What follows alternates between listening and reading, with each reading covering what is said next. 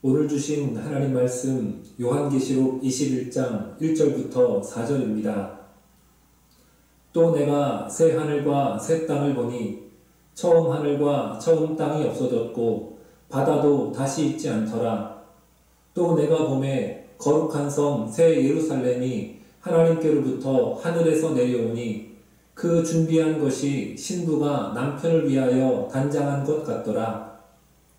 내가 들으니 보좌에서 큰 음성이 나서 이르되 보라 하나님의 장막이 사람들과 함께 있음에 하나님이 그들과 함께 계시리니 그들은 하나님의 백성이 되고 하나님은 친히 그들과 함께 계셔서 모든 눈물을 그 눈에서 닦아주시니 다시는 사망이 없고 애통하는 것이나 곡하는 것이나 아픈 것이 다시 있지 아니하리니 처음 것들이 다 지나갔음이러라.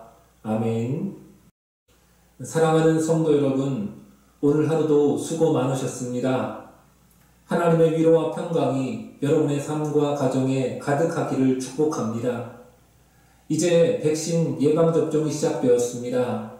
새봄이 멀지 않은 것처럼 서로 만나서 교제하는 우리의 소중한 일상을 되찾을 날도 멀지 않은 줄로 믿습니다.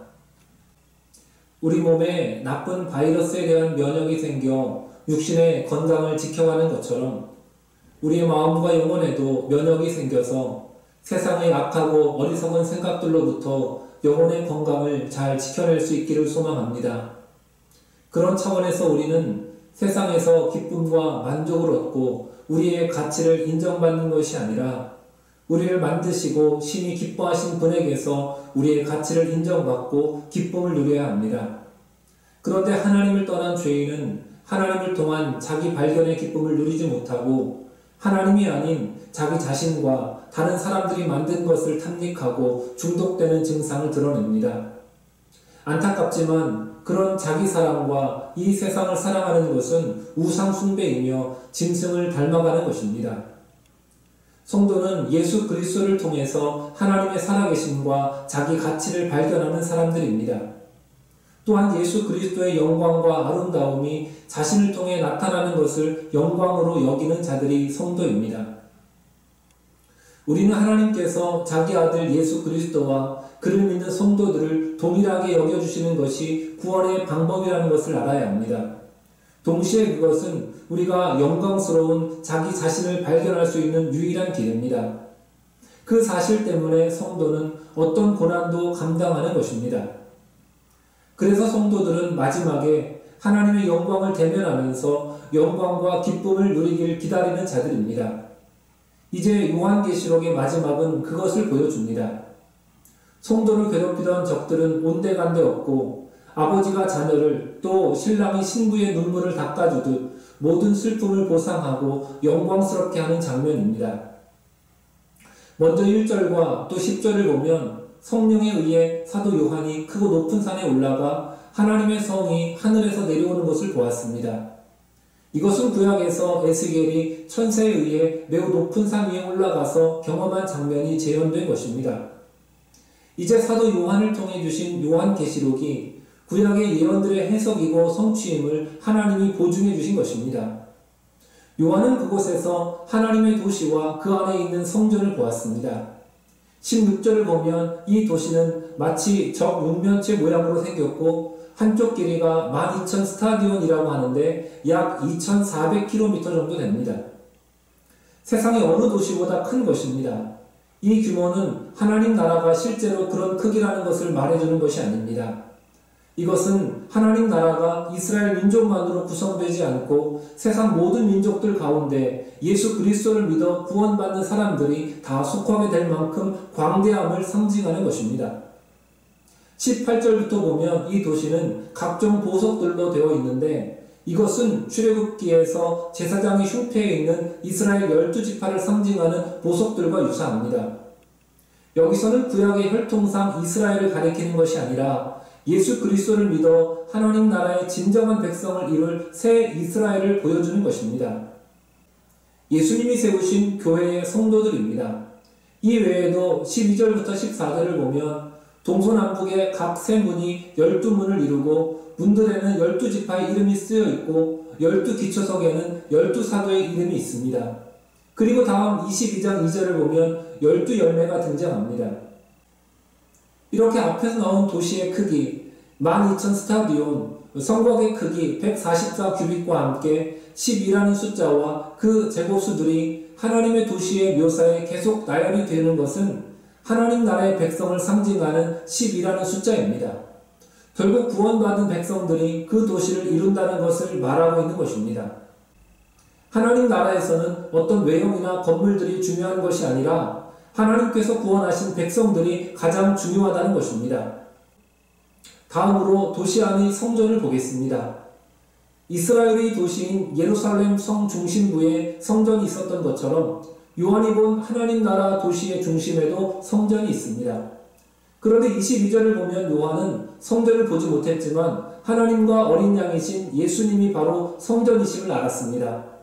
구약시대에는 이스라엘 백성들의 진 가운데 눈에 보이는 성막이 존재했고 솔로몬 왕 이후에는 건물로 된 성전이 존재했습니다. 그러나 완성될 하나님 나라에는 그런 건물로서의 성전이 있지 않습니다.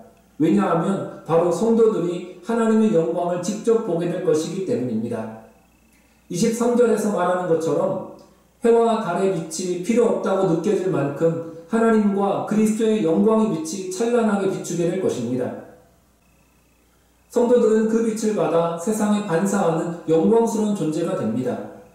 22장 5절에도 보면 다시 밤이 없겠고 등불과 햇빛이 쓸데없으니 이는 주 하나님이 그들에게 빛이심이라 그들이 세세토록 왕노릇하리로다 라고 말씀합니다.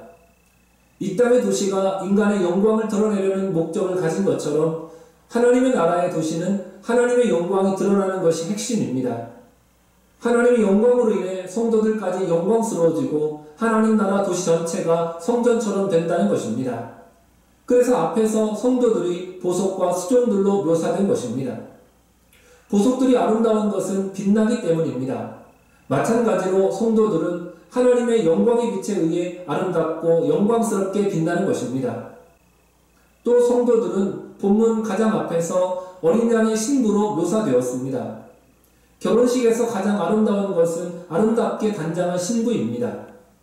하나님 나라가 임할 때에도 성도들은 하나님의 영광 때문에 가장 아름다운 신부와 같을 것입니다. 가끔 천국을 다녀왔다는 사람들의 간증은 어떻습니까? 황금길과 온갖 보석으로 장식된 궁궐 같은 집을 이야기합니다. 그러나 하나님 나라는 보석, 황금길, 궁궐 같은 집이 핵심이 아닙니다. 삼위 하나님과 그의 백성인 구원받은 우리가 핵심인 것입니다. 그러므로 하나님 나라가 완전히 임할 때 지금의 이 세상, 본문 1절이 말하는 대로 천지창조 때 만들어진 처음 하늘과 처음 땅은 사라집니다. 오직 구원받은 성도들만 계속됩니다. 그때에 새 하늘과 새 땅이 내려옵니다.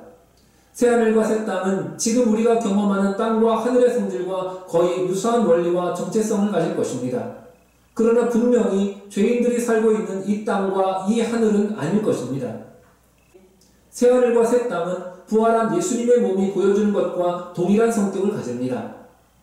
예수님의 부활한 몸은 십자가에 달려 죽기까지의 몸과는 질적으로 전혀 다른 몸이었습니다. 죽음이 없고 고통이 없는 몸이었습니다. 우리의 부활할 몸도 그렇게 됩니다. 그런데 예수님의 그 몸은 어떤 부분에 있어서는 십자가에서 죽기 전의 정체성과 성질을 그대로 지니고 있었습니다. 그래서 제자들이 알아볼 수 있는 형태를 가지고 계셨고 만들 수 있었고 음식을 드실 수 있었습니다. 마찬가지로 새하늘과 새 땅도 그럴 것입니다.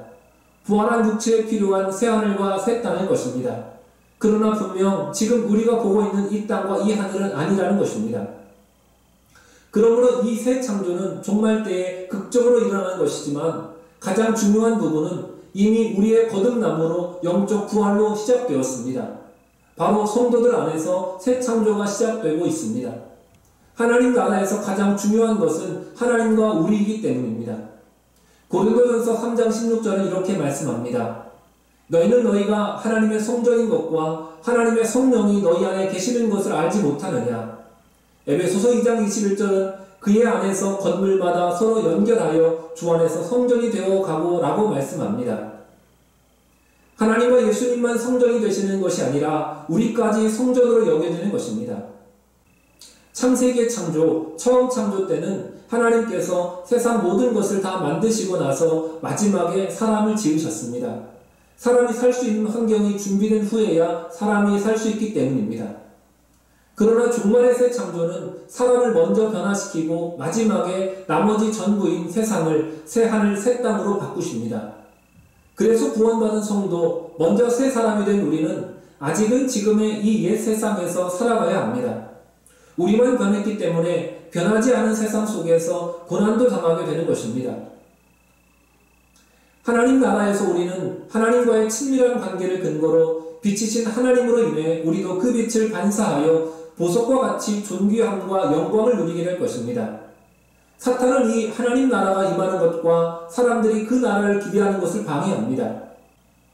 세상 음료는 자신의 길이 행복한 길이라고 우리를 미혹하지만 결국 멸망할 길입니다. 우리가 유명 대학의 졸업장을 가지고 있고 교양 있는 음악을 분위기 있게 듣거나 고급스러운 분위기의 카페에 앉아서 시간을 보내고 고급 브랜드의 생산량이 한정된 최고급 소재로 만든 옷을 입고 성공한 사람들이 타는 자동차를 소유해서 타고 있으면 자기가 격이 있고 괜찮게 살고 있다고 여기지만 그것은 착각입니다. 그런 허상들이 주는 거짓된 만족을 즐거워할수록 하나님 안에서 참된 나의 가치를 누릴 새 창조를 기대하지 않을 것입니다. 이 세상 사람들이 겉으로는 고상한 것 같지만 하나님을 떠나서 자기를 높이려 하는 뻔뻔함과 역겨움을 마음에 담고 있는 것을 알아야만 우리는 그 나라를 소망할 것입니다. 죄인이 자신을 슬퍼하면서 그리스도를 의지할 것입니다. 그리고 결국 그리스도 때문에 그리스도와 함께 그리스도처럼 고난당하는 성도들은 그리스도의 신부로서 예수님과 함께 예수님처럼 찬란한 영광을 얻게 될 것입니다. 하나님의 영광을 반사하는 보석들처럼 빛의 본체이신 그분과 동일한 영광은 아니지만 그분의 영광만큼이나 우리는 존귀한 가치를 확인하고 누리게 될 것입니다. 그리스도의 빛을 받아 어두운 세상을 밝게 비추는 예능교회 성도들이 되시기를 축복합니다. 기도하겠습니다. 살아계신 하나님 아버지, 오늘도 우리에게 생명의 빛을 비추어 주시사 죽지 않고 살게 하시며 어둠에 있지 않고 빛 가운데 거하게 하시니 감사드립니다. 아직 변하지 않은 세상에서 생명과 빛으로 살아가는 것이 고난이지만 우리를 사랑하시는 주님께서 우리와 동행하시니 우리가 힘과 용기를 얻습니다. 비록 힘들고 고단하지만 끝까지 잘 인내하여서 주님의 형상을 회복하게 하시고 주께서 우리를 사랑스러운 신부로 맞아주신 날을 손꼽아 기다리는 삶이 되게 하여 주시옵소서. 그때까지 많은 세상의 유혹이 있겠지만 흔들리지 않는 믿음을 갖게 하시고 하나님 말씀 위에 견고히 서게 하여 주시옵소서. 세상에서의 아픔과 시련을 하나님 나라를 소망하는 믿음으로 이겨내게 하시고 매 순간마다 빛의 자녀답게 살게 하여 주시옵소서. 코로나 예방접종이 원활하게 시작되게 하심을 감사드립니다. 부작용이 발생하지 않도록 도우시며 순조롭게 잘 진행되어서 전염병의 위험이 없는 평화로운 일상을 허락하여 주시옵소서. 사랑하시는 성도의 삶 속에 함께 하셔서 늘 강하고 담대한 믿음의 삶을 살게 하시고 위기 속에서 하나님의 사랑을 더욱 깊이 체험할 수 있도록 인도하여 주시옵소서. 곧 새학기 하실 때입니다. 우리의 자녀들이 안전하게 하시고 악한 세상에 물들지 않게 하시며 하나님의 기쁨이 되게 하여 주시옵소서. 연약한 성도의 삶 속에 함께 하셔서 치유와 회복의 은혜를 베풀어 주옵시고 나아가야 할 길을 인도하여 주시옵소서. 이번에도 함께 하시며 쉼과 안식을 주실 줄로 믿사오며 예수님의 이름으로 기도드리옵나이다. 아멘.